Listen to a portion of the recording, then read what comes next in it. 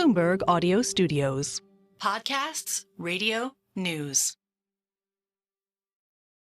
Hello, Merryn Talks Money listeners. It's Merryn Somerset Webb. We are bringing you something very special over the next week. Recordings of the conversations I had at Panmure House for the Edinburgh Fringe Festival. Now, for those of you who don't know, and I'm sure there aren't very many of you who don't know this, the Fringe is a 3-week arts and culture festival that began in 1947 and takes place in Edinburgh in Scotland every August. For the past few years, I've been hosting conversations about markets, economics and investing from one of the most special locations as part of this festival. I do it from Panmure House, which is the last home of Adam Smith, philosopher and father of modern economics. It's where he completed the last editions of his bestsellers, The Theory of Moral Sentiments and The Wealth of Nations. Top reads, both of them. This year we did a 4-day run in mid-August, and we are bringing you the slightly edited conversations from 3 of those days. For this panel, I spoke with Bloomberg senior reporter John Stepek, Simon Evans, who is a comedian and writer, and with Interactive Investor CEO Richard Wilson.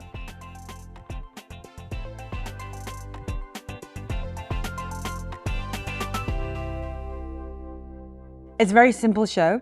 We'll talk a little bit about Adam Smith, and then we will ask each of our brilliant guests to tell us their favourite Adam Smith quote, and then we will talk a little bit about those quotes, how they're relevant today, and generally have a nice conversation. And then after about 45 minutes, I will open it up to questions. And very excitingly today, yesterday I only had 1 book to give away, so we had to choose a best question. Today we have 3 books to give away.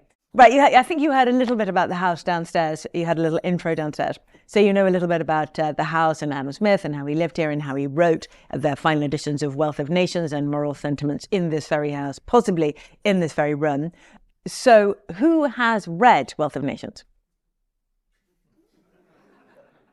Usually there is a liar in the audience. We normally get, when I say who's read Wealth of Nations, almost always 1 or 2 people put their hands up. And I say, gosh, no, we found out who the liars are before we get to questions. And then I ask if everyone's read Moral Sentiments, and no one is brave enough to put their hands up. So you were all clearly pre-prepped.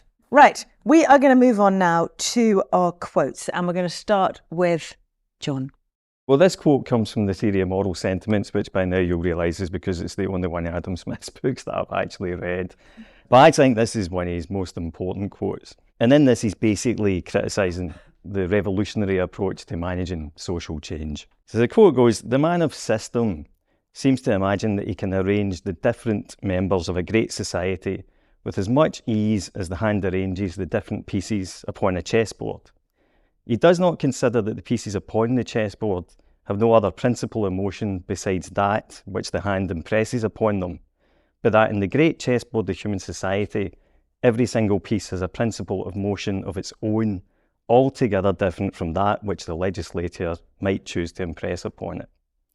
If those 2 principles coincide and act in the same direction, the game of human society will go on easily and harmoniously and is very likely to be happy and successful. If they are opposite or different, the game will go on miserably, and the society must at all times be in the highest degree of disorder." I do try and get them to choose snappy ones, but you know. Yeah, I cut that one down. That's the abridged version. But to me, this quote really nicely sums up like Smith's approach. It's a kind of bottom-up approach. So it's a human-centred approach. And I think that's not a coincidence, because the theory of moral sentiments is actually all about people. It's about how people relate to each other. It's basically the first self-help book, I would say. It's maybe not quite as punchy as today's self-help books, and you're not going to find it in W.H. Smith's, but it is talking about how people relate to each other. And so the Wealth of Nations comes after that, and that builds on that. So the point is, human beings are at the heart of Adam Smith's economics, and that is actually very different to the kind of the top-down systems that you get from most economists, to be fair. With Marx, it's like people are separated into masses and classes, and with Keynes, I would argue that an awful lot of the humanity is lost because people are kind of treated as cogs that just, convey financial flows. Whereas Smith recognises that if you want to have a functional society, then you have to go with the grain of human nature.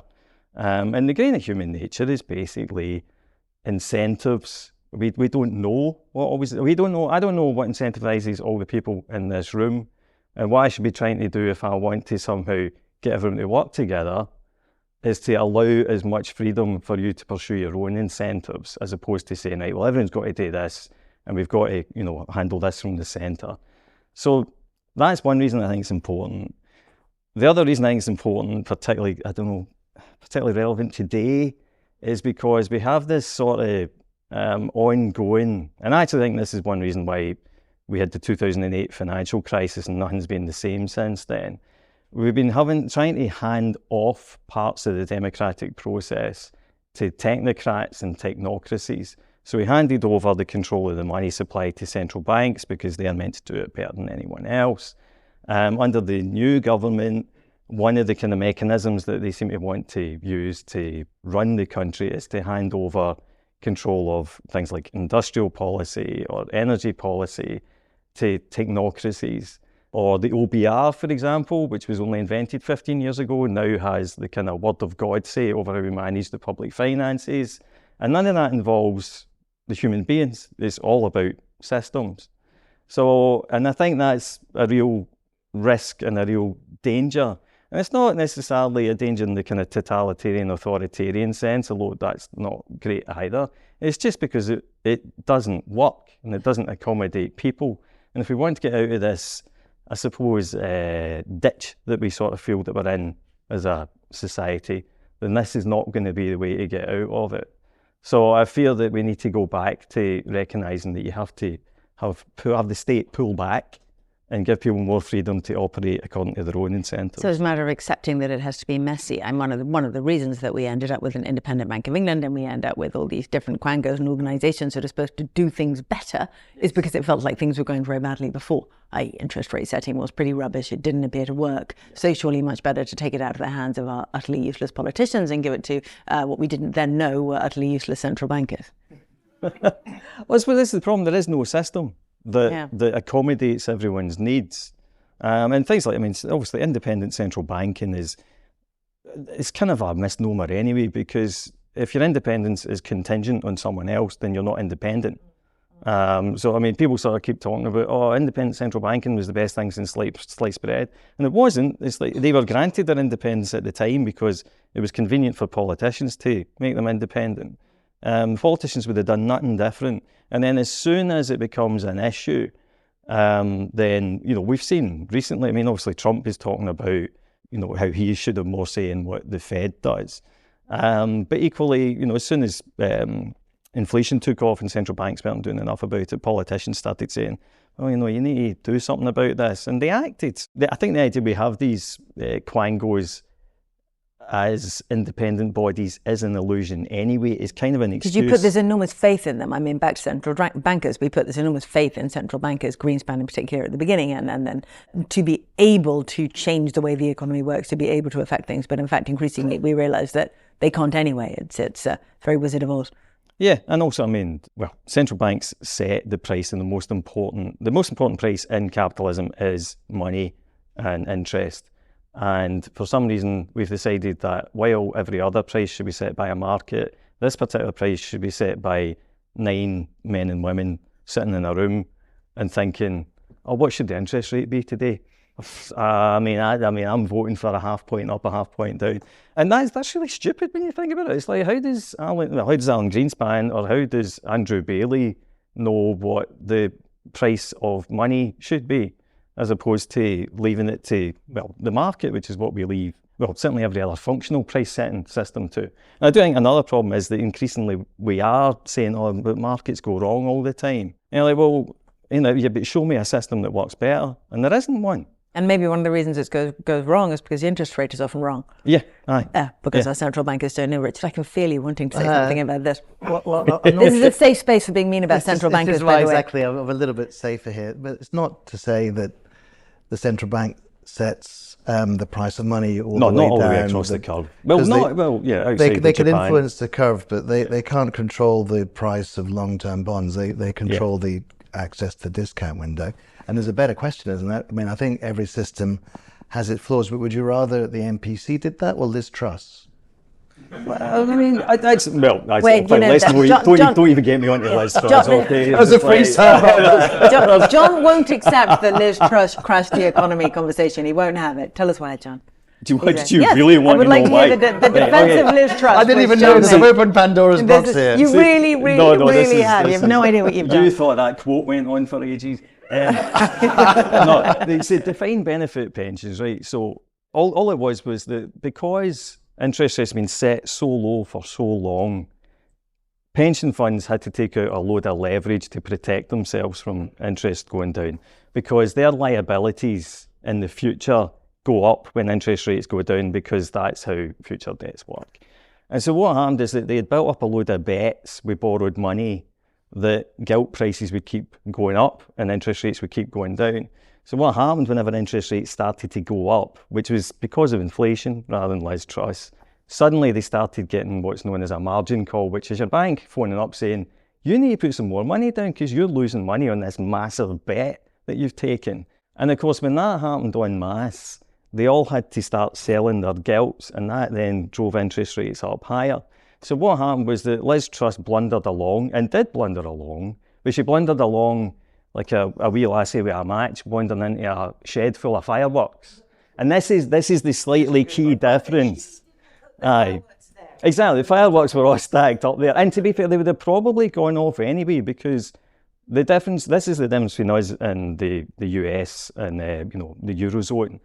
The US and Eurozone interest rates went up too, as in long-term bond yields went up, because again, inflation went up. The difference is they didn't have the same pension structure, where there were a load of defined benefit corporate pension funds were trying to protect themselves from interest rates staying low. And so basically what happened, they all sold at once. And the Bank of England very, very smartly stepped in, said, look, we'll buy these gilts off you for a reasonable price. You don't have to panic, you can stop selling. And then that bought time for them to unwind over a longer period of time.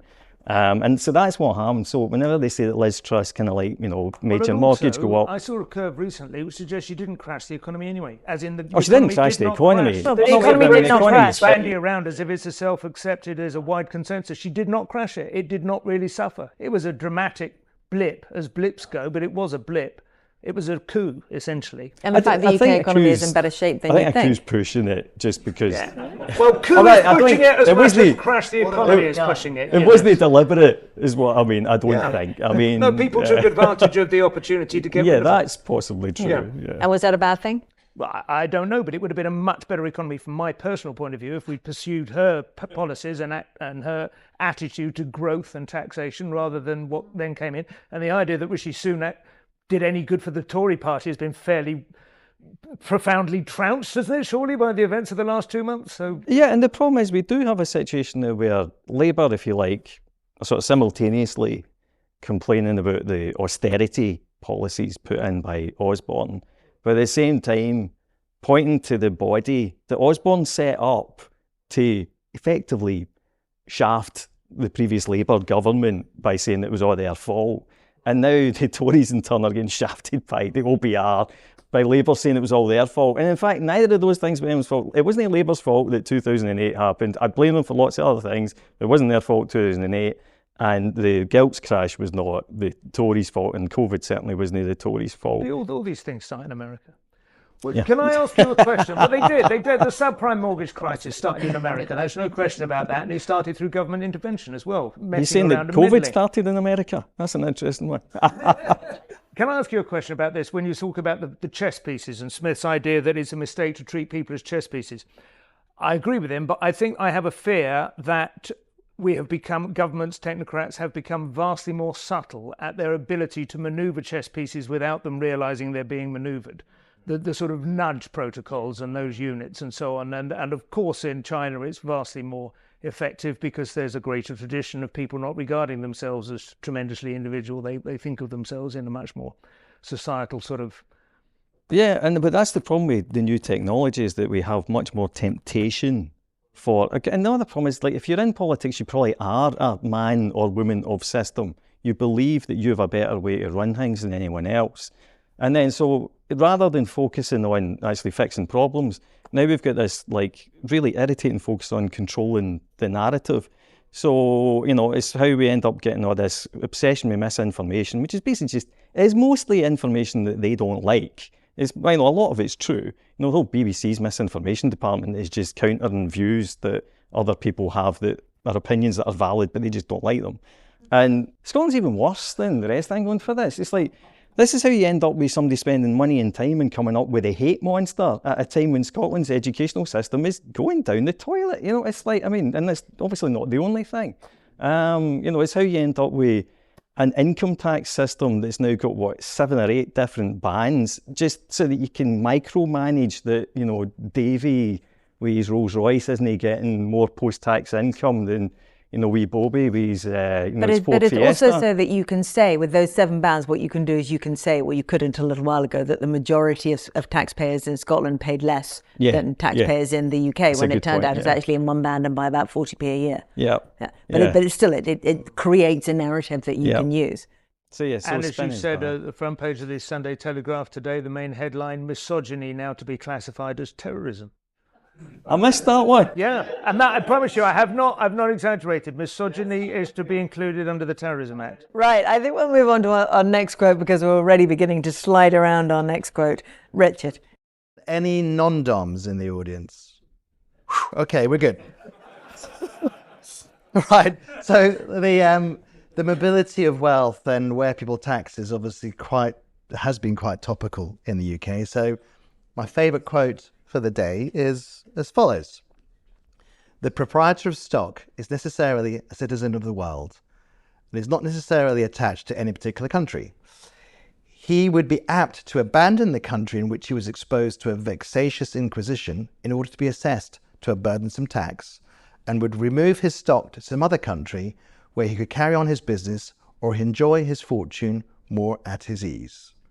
Now there you've got this quandary where, on the one hand, Adam Smith is recognising the ownership of capital will optimise his existence to avoid being burdened unfairly, at the same time as the basic principles of taxation that Adam Smith advocates, where the first word is fairness, and fairness being both horizontal fairness, where those with the same status and means should pay the same, and social equity, where those who are in a greater means should contribute proportionally, giving rise to progressive tax.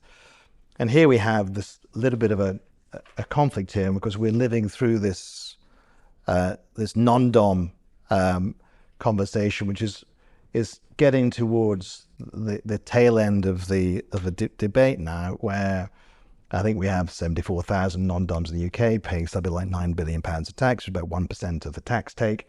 And unlike what Adam Smith was talking about here, where people will respond to being addressed vexatiously, what we have is some jurisdictions now competing to attract wealthy people by dropping the tax rate and making it kind of cool to be there.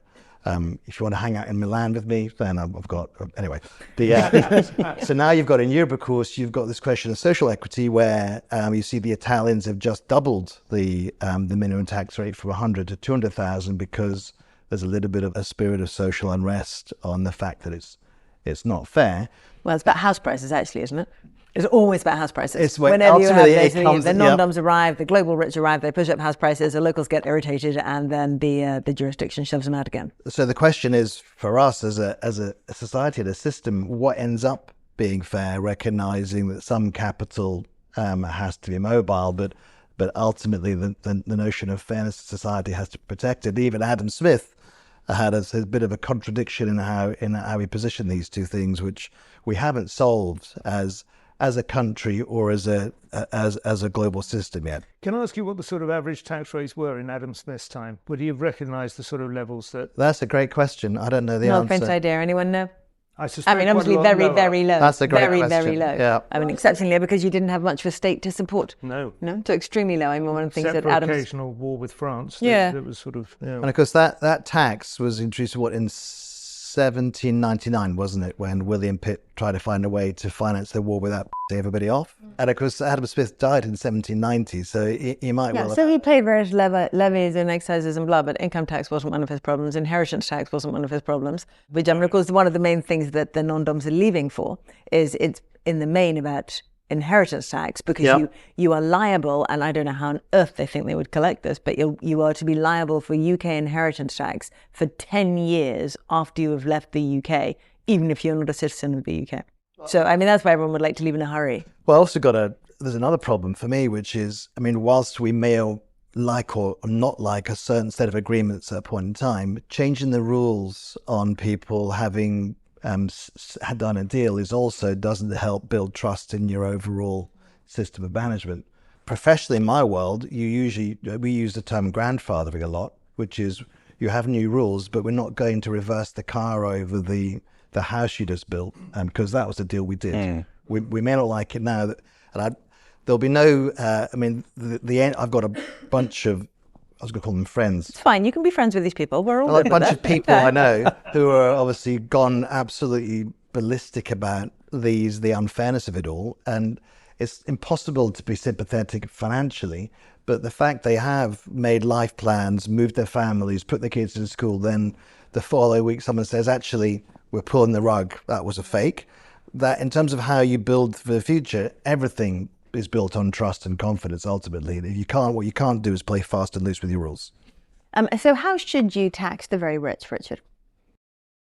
Well, I think you've got a question of a minimum level of tax. I mean, I quite like the kind of the Biden-esque approach, which says everyone's very clever. The more money you've got, the more lawyers you've got, and the more you can find ways out of it. So number one is you've got to figure out what a minimum tax is, which is you can't innovate out of this, is one part of the thought process.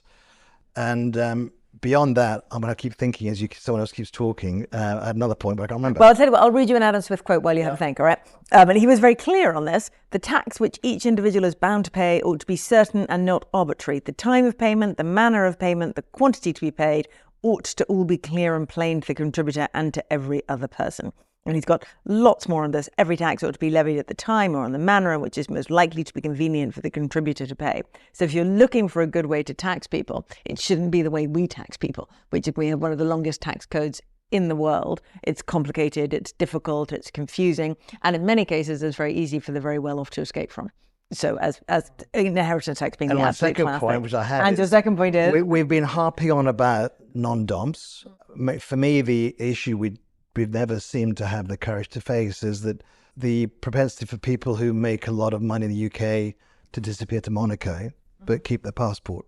The US don't do that. If you're a US citizen or green card holder, as I was for a number of years, you pay US tax worldwide. You got treaties, so you try and avoid paying twice, but you don't have an escape hatch which says, ha ha, got you. I'm wealthy enough now that I can bypass your rules. Well, this is a very interesting one. I wrote about this quite recently, 6 months ago or so, and I wrote about it, not quite in that sense, but about why it is that we don't charge a minimum level of tax to people who move abroad. And I was talking about people who move abroad from the UK for maybe 10 years, 15 years, 20 years ago to Dubai or wherever it is and earn very high untaxed incomes, and then come back to the UK 20, 30 years later with vast amounts of money where they can then use the UK as a wonderful retirement home and use the social services. I know a lot of people, and they are that friends. Seems slightly wrong. If you're going to hang on to this passport and the protection that passport gives you, John disapproves, the protection that passport gives you, should you not pay for it all the way through? And I also look at things like... I agree. I mean, take Ireland as the classic of this, right? Ireland is one day going to find itself in the most appalling financial trouble. But there are many, many millions more people living outside Ireland with Irish passports than living inside Ireland. And you think, well, why not just charge everyone a couple of €100 a year? And then all of Ireland's potential financial troubles would disappear just like that. And would most people who have an Irish passport as a second passport and use it for ease of travel inside Europe and for diplomatic protection or whatever it is, would they be happy to pay a couple of €100 a year for it? Sure. Well, I mean, the top 1% of wealth and wealth owners are mobile. And I generally don't understand why it is that the 99% of us who actually work and live every day, who pay who support the passport, give you the access to our health service or education, and but also the protection of our state. Well, exactly. when we choose to exercise isn't it. there a famous Smith quote as well about it's one of his invisible hands, isn't it? About the wealthy and how they tend to spend their money on ridiculous baubles and self-aggrandizing nonsense, and that's great because that is like that. I wasn't invited to the Mbami wedding either, so let it go. But he's sort of quite benign. He regards that with a certain indifference. He does. The principal enjoyment of wealth is in parading it around, but that's actually fine, But I suspect that has social limits to it. If you've got massive division of wealth, at some point we revolt because those. Well, he has many quotes on that as well. Yeah. It's interesting. You can't turn that clock back, though, can you? I mean, London, for instance, where places like Hampstead and Cheyne Walk and Chelsea were once quite bohemian, and you might bump into, Peter Cook or something shopping in his slippers. And now there's an awful lot. But then immediately the post-crash, there was a lot of Russian money came in, and there were lots of beautiful terraced houses in Chelsea that were simply unoccupied, and the atmosphere changed, and it was a bit sad, regardless of whether it was fair or just. It just felt that the character had gone. And then you ban the non-doms, and so they go, the bohemians aren't going to move back in there. No. It's never going to be returned to a place which is wealthy but also stylish. I don't know what comes next, but these things ratchet in one direction. That's only, true. Well, There does need to be good. pragmatism as well, though, doesn't it? It's that. I mean, I think, and actually it's interesting because I think a couple of paragraphs after that quote, Smith basically says, because you can't tax the mobily wealthy, the way that most countries that have done it, and I don't know which countries he was referring to that had this wealth tax, but basically said it has to be quite sloppily done, and it has to be done at a level that that all of these people will basically pay it because they can't be bothered not paying it. And so it's almost like an entry fee for living in the country. And I think that approach is actually a good idea. And the problem I think with the British approach that's just changed is exactly that thing of it's no longer an entry fee. It's actually, if you stay here for any length of time, we're going to tax your inheritable assets. Yeah. So And what you've got now is you've got this state where if you're wealthy enough, you don't pay any tax at all because you just avoid the entire system. And that has to be wrong.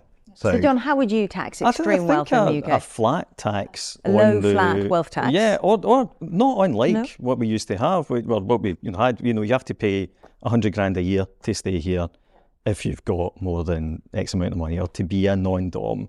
And then, countries can also, you can make it basically a market price, because one of the interesting things about Milan is that on the one hand, yes, there's social pressure, but I bet you somebody smart in the government has thought, you know what? London's just canned their entry fee. We can probably double ours now because, it's suddenly we're much more appealing because you don't have access to all the schools anymore if you're actually going to have to pay inheritance tax on your global wealth. So I think basically almost like the kind of golden visa idea, because it's like Portugal and Greece and all the southern Mediterranean countries maybe don't have the best infrastructure, but they are lovely places to be and lovely place to have a wee house, and you get a kind of EU passport. So they all did very well out of that. And the whole thing about foreigners driving up house prices is a complete red herring, because house prices have gone up everywhere.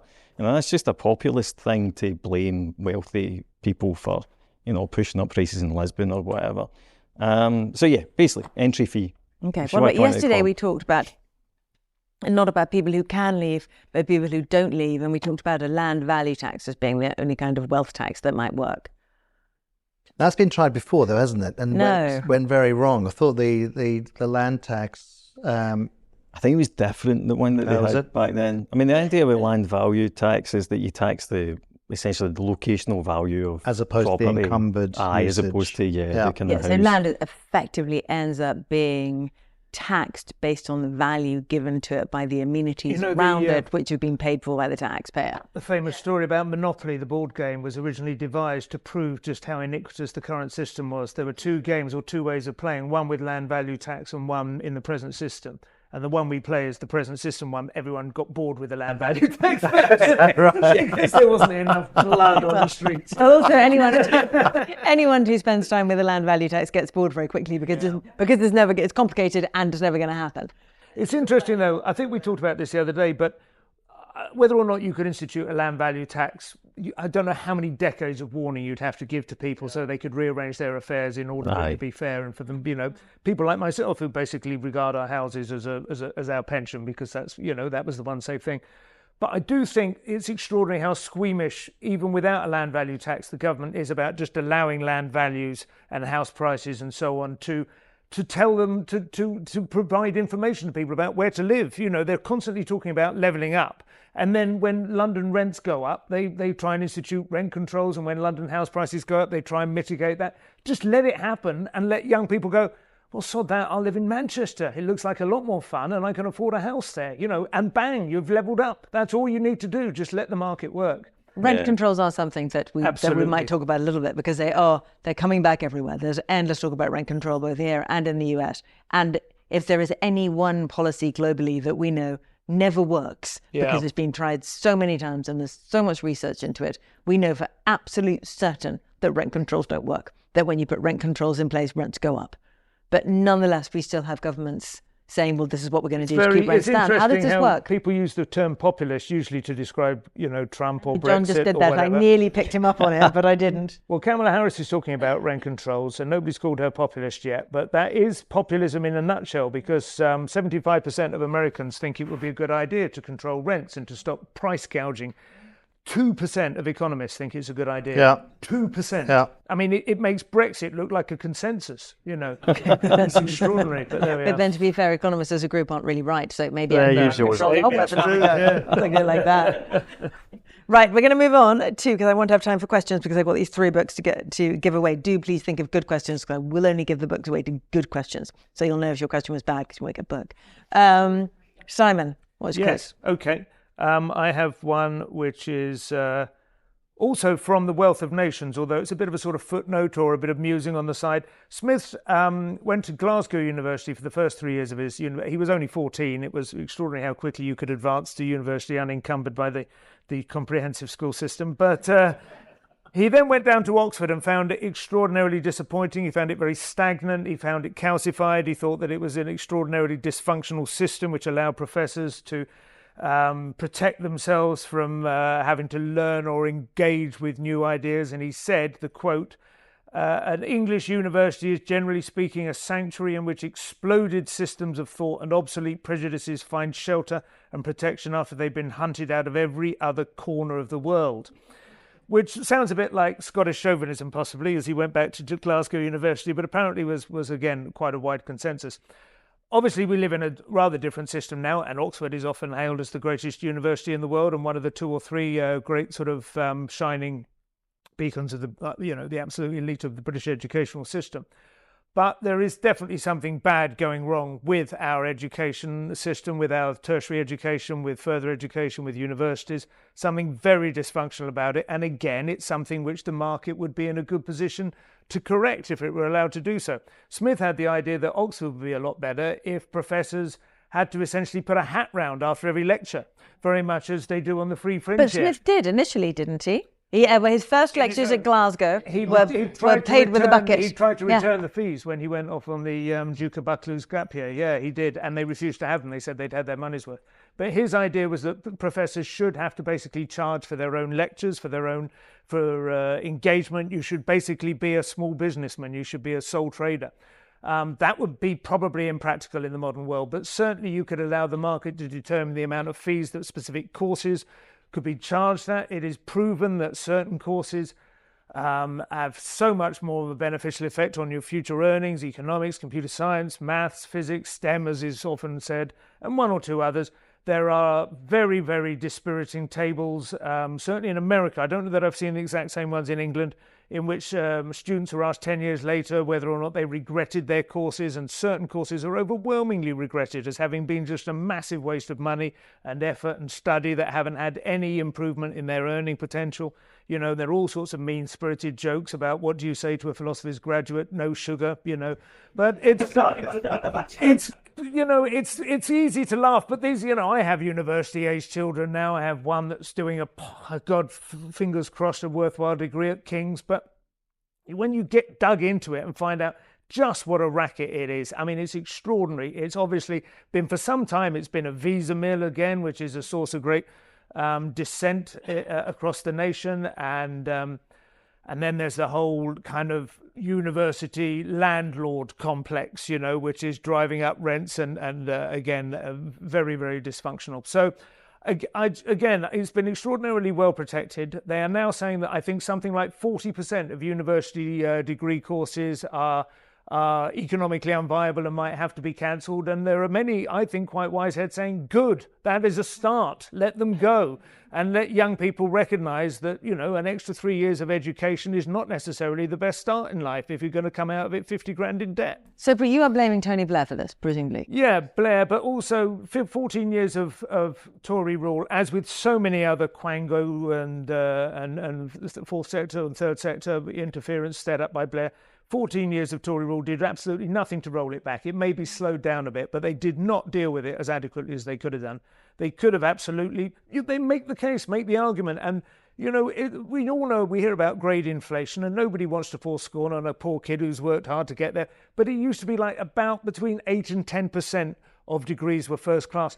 33% of degrees now are first class, and nearly half are 2-1s. Which it's absurd. You've basically only really got 2 grades and a fail now, effectively. And but this on the kind other of hand, stuff is absolutely because of protectionism. But if you've paid your $9,000 a year to go to university, you're going to need a 2-1. So the universities no longer have the ability to give people if every other degree, fail, because no one will go to that university if they're not going to get. If you know that you can't, if every other university is going to give you a 2-1 for a very mediocre performance, then of course you're not going to go to the one university that maintains standards, unless you feel confident that you can come out with a first and that it will be trusted as such, And that to some extent is what Oxbridge still means. But even there, I think it's starting to happen.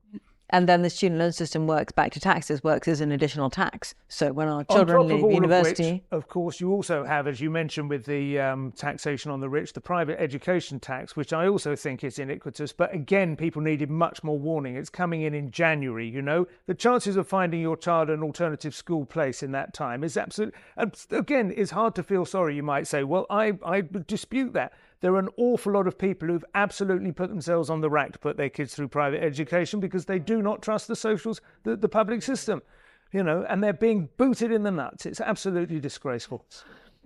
Okay, so if you were to reform the university system, what would it look like?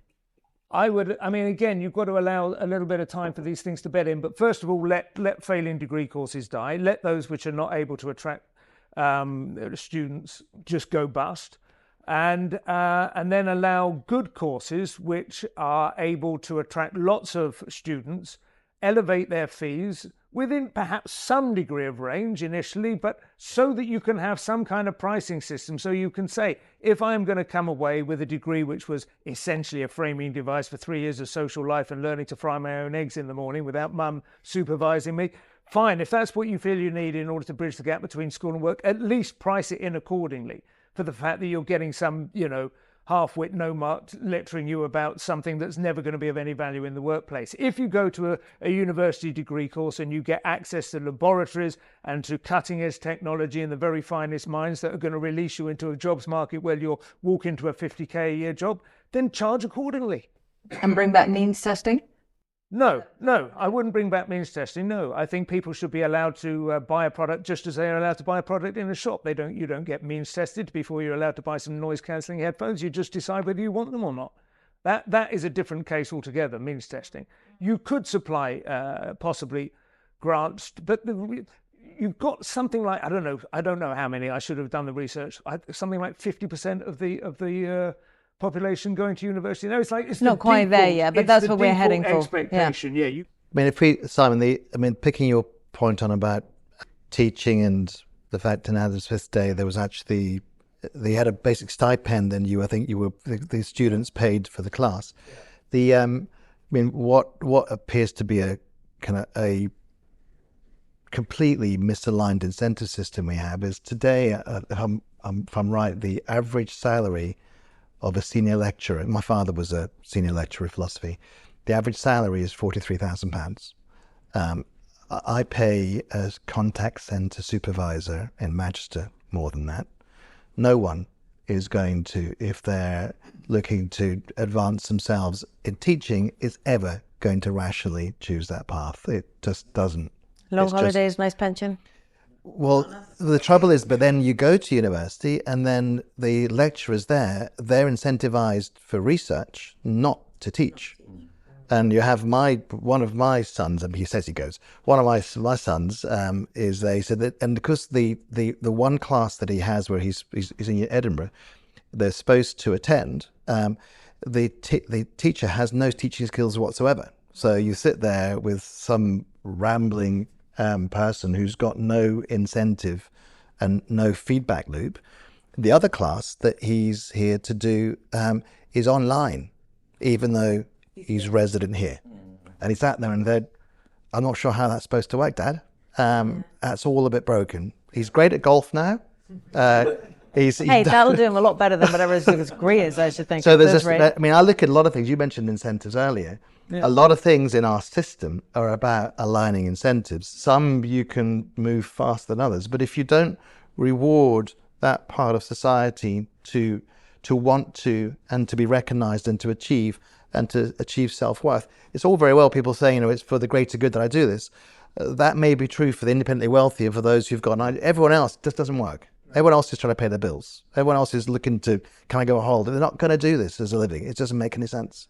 The only thing that dampens it to some extent is just convenience and laziness. People might not consider all their options, and so incentive structures have to be made quite clear, I suppose, rather than just traditional custom. But if you get superstars who, Adam Smith, who are rewarded spectacularly, those things also kind of nudge people's behaviour. Yeah. Back to a world of celebrity academics. Be wonderful. Celebrity lectures. Right, we're going to move on to questions. I think we're done with the depressing news on universities. We have got about 10 minutes for questions. So who has one? We have a microphone coming. Hang on. I was at the governor of my daughter's school. As such, I attended one of the maths lessons. You go in and view what the teacher is teaching. They basically were incompetent to teach maths. And one of the reasons, of course, is the professionally low salaries of teachers. And therefore, you're not getting the quality people. We need quality teachers in order to improve our productivity. How do we solve this problem? Okay, how do we solve the problem of teaching being poor because teachers are paid too little? I mean, there's obviously one there. Pay teachers more. And that will obviously mean taxing somebody more. It's a downward spiral, isn't it? They're both upward or downward spirals. But it's interesting that Tony Blair said education was his main priority, and I think he did put money into it. But I don't think that is not. I mean, it is arguably the silver bullet. Everything should stem from that. Ideally, certainly if you have any sort of time for the blank slate view that human capital is essentially what it, a product of what it's exposed to in its formative years. Well, it's obviously difficult to remember Nicola Sturgeon saying over and over and over again, my legacy is education, judge me on education, and then being really upset when we did. Yeah. I don't know if this is a silver bullet at all. Obviously, grammar schools remain a sort of some increasingly sort of wistful, nostalgic rather than actual viable proposition. This was at a grammar school. Oh, right. Oh, well, that is dreadful then. But for what it's worth, I think the thing with grammar schools is, for most people, primarily they are concerned not so much with the quality of teaching, although obviously it is significant, as the degree of disruption that you get, and that's what they hope by removing that. If they had a child who was clever enough to go to a grammar school, you would want them to go there so that they would not have their classes disrupted by children who are sick and they cannot keep up and get bored and so disrupt. It might be more plausible to remove the worst 10% of children and to set up essentially something not far off of a borstal for them, rather than set up institutions where you cream off the top 25%, because the middle 50% in those situations benefit from being alongside the brightest. So it's nice if the middle 50% and the top quarter are all in one place, where they all benefit from one another, and you get rid of the disruptive element. The Pareto principle probably applies, but it's obviously not going to. What that will then do, however, there are intelligent people, I would imagine, I mean, I'm guessing, I haven't seen stats, but I'm sure there are intelligent people who consider teaching as one of their options and decide they cannot face a lifetime of basically telling a child to stop doing that rather than actually communicating the information. The other thing I would say is if you talk to teachers, then certainly the ones that we know, one of the big problems is nothing to do with the kids, even the disruptive kids. A lot more is to do with the fact that every single new government comes in and changes everything. Yeah. And I think that's the same problem across the public sector, is this whole thing, it's the system thinking. Some other bright person up top. I mean, I bet everyone in this room's had a bad manager who comes in. You've done the job for 20 years. They come in first day, they're like, oh, we're going to do it this way. And you're like, I will explain to you clearly why we can't do it this way. And they say, oh no, but we're still going to do it this way because you don't know what you're talking about. That happens to the public sector workers with every single new government that comes in. John and I have a lot of experience in that, don't we? Yeah, we do. We do. Yeah. Anyway, that's another story. Right, moving on. We haven't really talked about finance at all, or markets or money. So if you've got any financial questions, now's a great time to ask them. We're always looking for the autumn statement and what that might bring, particularly the pensions. Are there any changes that could be made to pensions to actually instill confidence in pension savers and be good for the pensions industry?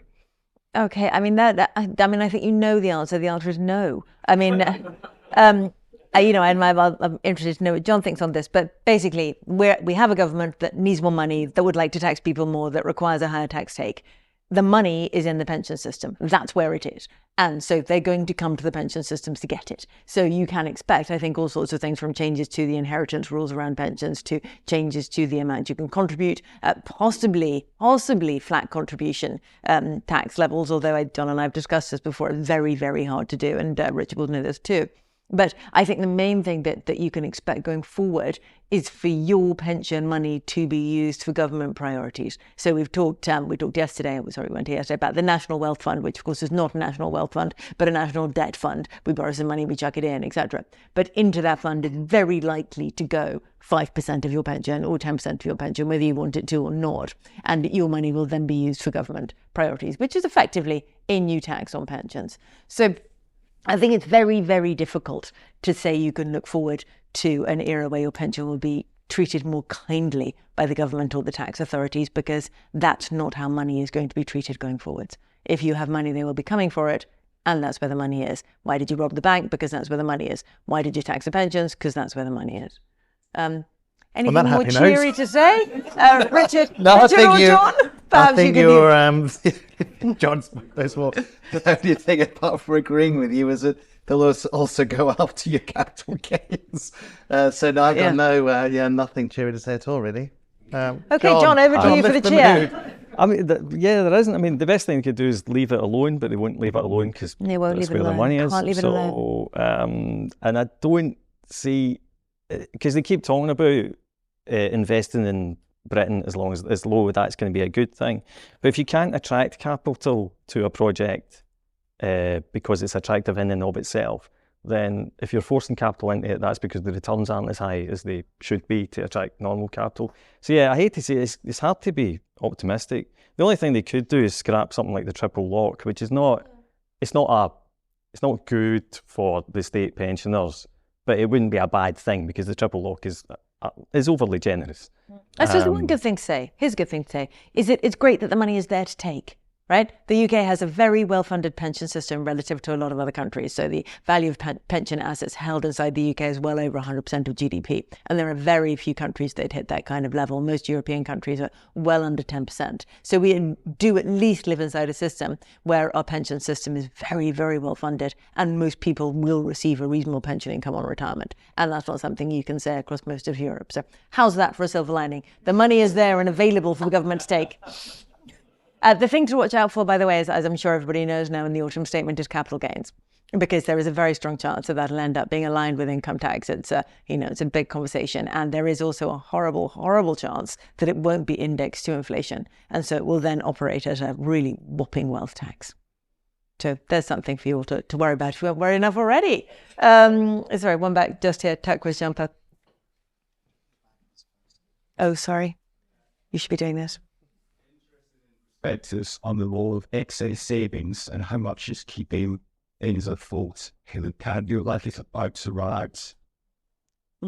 John, you've been looking at that, haven't you? This is about excess savings, so how much money people have over and above the average in their savings account, and how that's keeping consumption going. To be absolutely honest, I'm not worried about any of that. I'm not worried about the state of the consumer. I'm not particularly worried about the private sector. If you look at, again, and people are always surprised when you say this, but in 2008, and I'm always going on about 2008, but before then, both the American private sector and households and the British private sector and households were the most leveraged they've ever been. So they were most over-borrowed and over-indebted. what happened in 2008 is, broadly speaking, the state stepped in and underwrote the bits that were collapsing, the banks mainly. And since then, we've been deleveraging. In other words, we've been getting rid of our debt across the private sector. The countries, the Western countries that were not hit hard by 2008, that hasn't happened. So that's why, for example, Australian house prices are even more nutty than ours. The same for Canada. And their banking systems are probably more vulnerable, but they are backwaters financially, so it doesn't matter. At least not to us. No offence. So basically, long story short, I'm not worried about consumers or households or private sector at the moment. It's more the debt is in the public sector, and then you have to worry about what the public sector is going to do, because the private sector cuts back when it's over indebted, whereas the public sector just takes money through the private sector when it's over indebted. I mean, anyone else get a view in household savings? Richard? No? Okay, great. Let's take another question. I think there's one at the back. I think you were quite early in. I'm sorry to come back to education. It seems we could improve voting and improve competence in choosing university careers by teaching economics at 13, 14.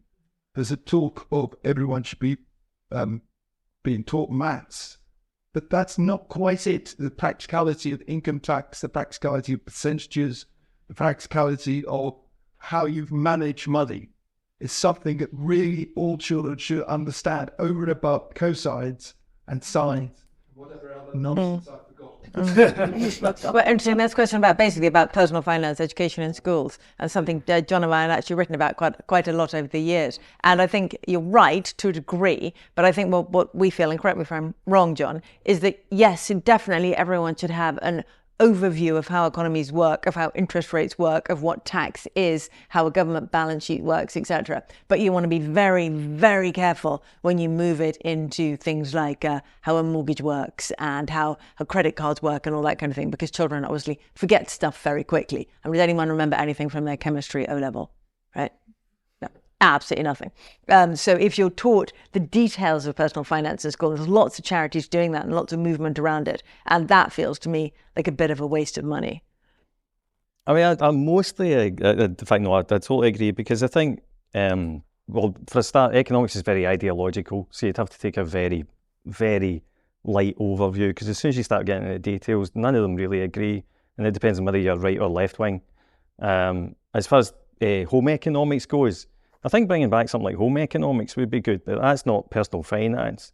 And the other thing is, like, once you get a mortgage, or you need a mortgage, you flipping will find out fast how a mortgage works. So I'm not convinced. I think personal finance education can be just in time a lot of the time. But something like managing a household is maybe a bit different. Things like forcing you, before you take out a mortgage, everyone has to watch a 5-minute video about what a mortgage is and how it works and what an interest rate is and what it means to be interest only, etc. I think would I mean, there are often like an hour a week or whatever where you have civic responsibility lessons, and in America they learn about a Bill of Rights and all that sort of stuff. And as you say, it's forgotten. There would be, I mean, maybe I'm going against what I said earlier about nudge, but there would be subtler ways of doing it as well. You could include novels, you could include films, you could include aspects of history where countries have gone bust. You could make it a much more emotive thing. I mean, I still think one of the most sickening and terrifying episodes I ever saw of The Sopranos is where a chap gets in over his head with a gambling ring and ends up losing everything. Things like that stay with you a lot more than looking at a balance sheet, you know. Okay, so turn school into telly. Well, using narratives, using striking and memorable narratives to drill in messages is not new. I mean, they've been doing that for a long time. That's what religious education is, right? The other thing I would say is just to approve of what you said, it's not just economics, it's statistics. Understanding, being able to read basic statistics is such an illiteracy that is prevalent, not just in this country, across the world. People are so statistically easily swayed by, nonsense. Really, really problematic in a democracy. Okay, one more question. I think we had one here. Yeah, microphone coming. By myself. Sorry. Sure. Hello. So the one I are really privileged being my MC University of Edinburgh. We graduated in the last few years, and we both work in financial services. However, even with what we have at the moment, our mortgage is still very far. I hear all this about not being able to afford the childcare or even private education, and it's really want to have incentives. So what do you think are priorities so that people there with us can have hope in their future? Wow, this is a miserable way to end. I was really hoping for something a little uplifting here at the end, and then that's not really it. That's not really it. I think it's very difficult to be young at the moment, to graduate into an area where, such as Edinburgh, where house prices are incredibly high. And of course, I don't know whether you came from Scotland or not to go to university, but if you're now saddled with a huge student debt, as we talked about earlier, where you effectively pay another 9 percentage points on top of your tax rate from the get-go, I think it's possibly difficult to cope. I hope you have rich parents. Listen. Or AGI arrives in the next few years and everyone moves on to a universal basic income and lets the computers take over. That's possible. Yeah, that's really the only solutions we have here. Unless Richard may have something better. You got something better, Richard? Well, I mean, all you can do is stay optimistic and focused and be prepared to take some risk. I mean, the fact that more people are living longer at home than they were, and house prices as a stock are certainly across Europe, are very, very high, which is large because of the loose money over the last few years. You just need to crack on and believe in yourself and take some risks. That's the only thing, because the situation is not going to be magically solved for you. Just want to say one thing about living with your parents at the moment, by the way. When I was growing up, there was, because I'm a comedian, so I registered this fact. One of the major targets of humour that was done away with by Alexis Sale and Rick Mann and so on in the early 80s was the mother-in-law joke. Mother-in-law jokes were suddenly seen as like fascist adjacent, misogyny. The reason mother-in-law jokes were so prevalent was because most people lived with them. Most male comedians spent their 20s and early 30s living with their wife's family before they could afford to buy. So it's not brand new. And even nowadays, at least your parents' generation are probably quite cool. They probably like the same music as you. They probably understand if you even want to get stoned in the kitchen. So, I want to be your parents. Okay, before we get into other people's parents, we have to end it there, I'm afraid. We're running a bit late. So let me see. Books. I have to give you one because, maybe this will help you out. Oh, no, I can't move. You have to come to me.